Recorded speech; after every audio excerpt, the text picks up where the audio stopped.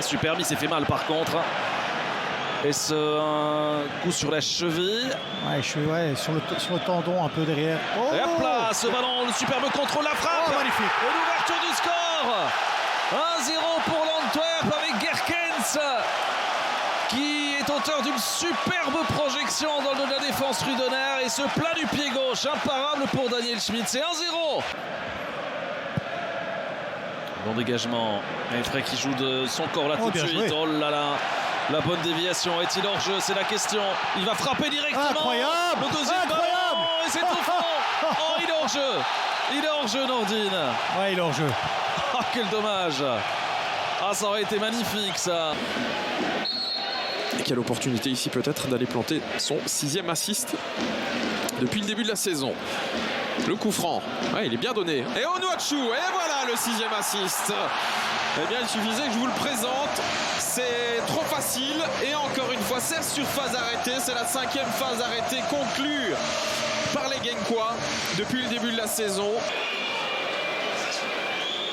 Qui va prendre l'initiative là-dessus? C'est 1-0. Possibilité éventuellement de revenir au score. Évidemment, c'est Slimani.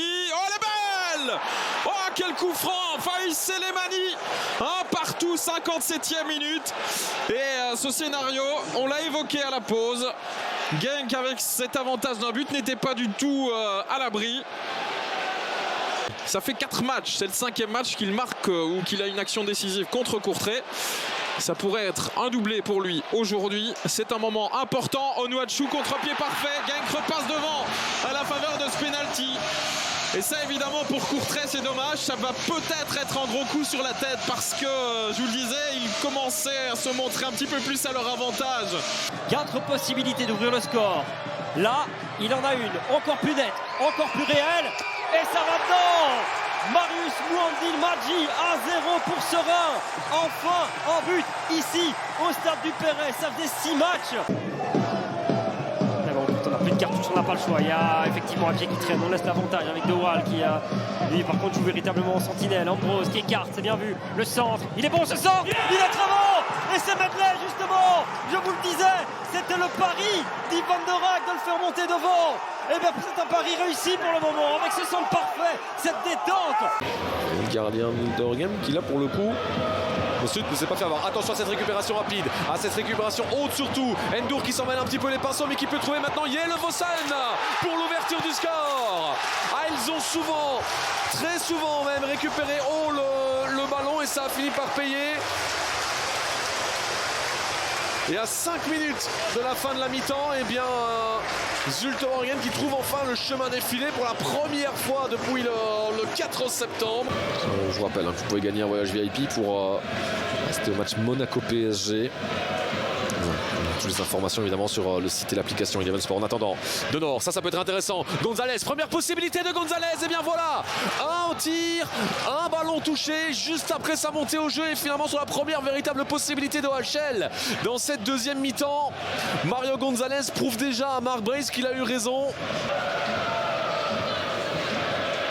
Ils sont plus en difficulté qu'en première mi-temps, hein, les joueurs de les sauver. La preuve ici avec la récupération de Keane. La récupération haute à son tour. Est-ce qu'il va tenter sa chance? Oui. Et terminé au fond surtout ce ballon de Keane. Les deux changements payants et gagnants pour Mark Brace avec Sofiane Keane qui aura tout fait tout seul. La récupération.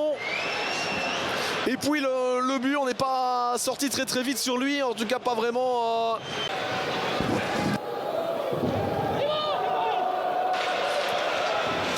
Mendil. Oh, le petit pont au passage. Mendil qui est passé avec désormais Gonzalez. Le break. Ils étaient passés très proches du break. On le disait il y a quelques instants sur coup franc. Et bien derrière Gonzalez qui n'a pas touché énormément de ballons lui non plus. Et qui vient signer le doublé. OHL peut avoir le sourire. Il n'y en a que pour eux dans cette deuxième mi-temps. On va peut-être revenir à quelque chose hein, là de la part de Keane qui est venu tirer le maillot. À voir si l'arbitre va revenir là-dessus à la fin de l'action. Fadera qui tente sa chance. Oh, ça a été dévié, c'est dedans. Et ça, c'est peut-être le coup de pouce dont avait besoin Zulte Waregem avec Alieu Fadera. La joie est mesurée, mais Zulte est encore dans le match. Alors qu'il reste Un gros quart d'heure, plus le temps additionnel au compteur. On ne parvient pas à le garder ce ballon. Mendil. Oh, Gonzalez. Et il est passé devant, hein, Gonzalez. C'est du 1 contre 2. Pourquoi pas Mario Gonzalez qui laisse justement à Denord pour le 2-4. Eh bien, on se posait la question. L'espoir n'aura pas duré bien longtemps du côté d'OHL. Avec à nouveau l'un des joueurs montés au jeu, Gonzalez, buteur à 2 reprises, désormais passeur pour Casper Denord. 2-4. C'est un festival de buts. Hein. Je vois pas comment il peut en être autrement. Patrice. 6 minutes. Bah, ça semble le minimum syndical. Hein. Et Gonzalez est parti pendant ce temps-là. Et je pense pas qu'il y ait une position de hors-jeu. Gonzalez en a contre un pour le triplé. Gonzalez 2-5. Le bouquet final. Quel deuxième mi-temps. En tout cas avec 3 buts et une passe décisive. Corner est botté en première zone. Et là, Mataï doit être le premier sur le ballon. Il ne l'est pas. Il passe à côté. C'est une occasion de but pour Westerlo. Dorgelès face à Mignolet. Il pousse le ballon trop loin. Il va l'avoir. Mignolet. C'est pas terminé. Ça rentre. Ça rentre parce que Foster a suivi. C'est 0-1 pour Westerlo. La grosse surprise ici au Jan Bredel Stadion. Alors que Simon Mignolet est resté au sol. Y a-t-il eu une faute? Regarde un petit peu si je dois la jouer ou parce que le staff lui demande. Bruges qui n'a plus perdu à la maison depuis février 2022. C'est face à la Gantoise. C'est bien donné. Et est-ce que c'est le deuxième? Oui, c'est 0-2. Et c'est l'homme du match qui met le deuxième. Foster. 0-2 à la 85e. Qui l'eût cru? Westerlo va venir plus que probablement s'imposer. Ce péno face à Hendrik van Krombrug. Le premier quart d'heure se termine. Est-ce que les Malinois vont passer devant? Eh oui, calmement, tranquillement, contre-pied parfait de Jordi Van Lerberg. C'est 1-0. Peut-être un peu des deux. Maintenant, il fallait qu'il bouge, Vincenzo. Oh, et là, Fabio Silva, il a bien bougé. Beat Silva avec Cook. C'est pas encore fini en retrait. Struikens, c'est but. Première touche de balle du jeune gamin qui permet à Anderlecht d'égaliser ici après 30 petites secondes. Comme quoi, Raphaël voulait voir de l'agressivité. Il est un peu plus défensif. Oh, ça passe là, Silva qui est parti dans le dos de cette défense. Silva de l'autre côté, Raphaël Silva tout seul. Et Cook. Et finalement, Struikens comme tout à l'heure. Au deuxième ballon, au rebound. Ça fait 1-2. Le doublé pour le jeune Mario Struikens. Verskaren. C'est quand même le seul qui est en mouvement à chaque fois. C'est le seul qui est en mouvement et il le marque. Son but, ça faisait un mois qu'il l'attendait. 5 rencontres, 2 actions déjà aujourd'hui. Et là, il peut fêter 1-3 pour le Sporting d'Anderlecht et Felice Mazzu. Vraiment en tout cas à la Gantoise de peut-être faire la différence, prendre les commandes via Toru Nariga. Un duel 100% allemand entre le défenseur et le gardien de Pen, pris à contre-pied.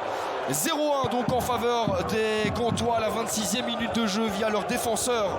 Dans les pieds ou sur les têtes gantoises. Et à l'inverse, eh bien, on repart rapidement. Et là, il y a une véritable contre-attaque à disputer.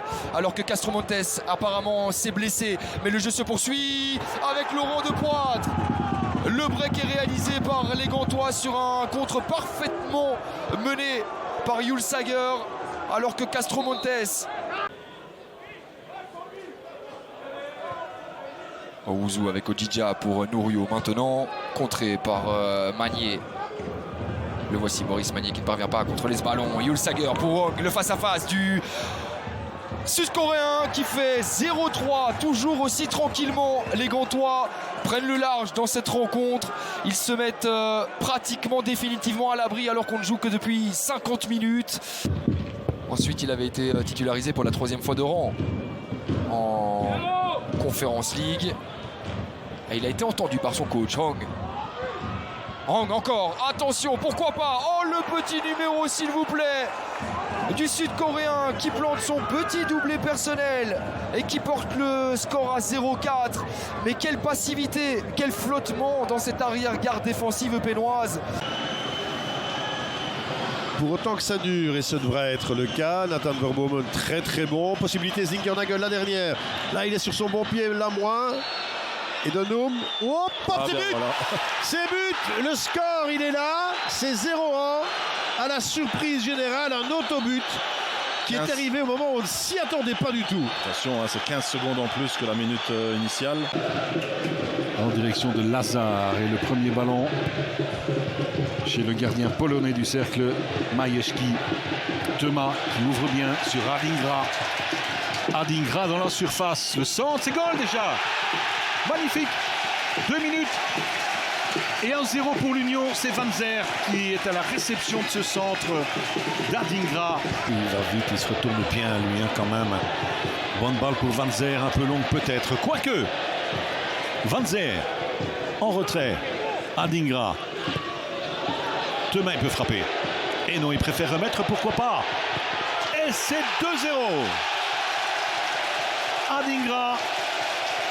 Après 10 minutes dans cette deuxième mi-temps, l'Union fait le break.